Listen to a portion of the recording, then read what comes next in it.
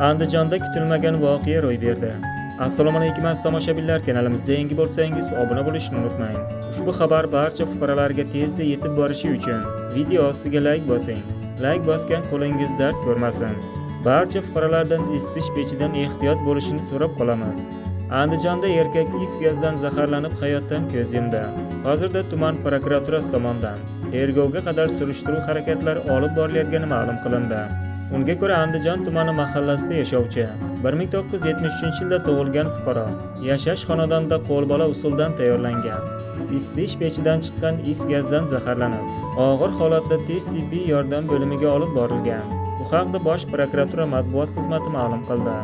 Ko'rsatilgan tibbiy yordamga qaramasdan 12 dekabr kuni erkak respublikaning shoshilinch tez tibbiy yordam ilmiy markazida Andijon filialida hayotdan ko'z yumgan. Hozirda marhumning vafot sabablarini aniqlash yuzasidan sud tibbiy ekspertizasi tayinlangan bo'lib, ekspertizaning dastlabki ma'lumotlariga ko'ra, unda is gazdan zaharlanishning og'ir darajasi aniqlangan. Hozirda tuman prokuraturasi tomonidan tergovga qadar tekshiruv harakatlari olib borilayotgani ma'lum qilindi. O'zingiz va oilangizni asrang.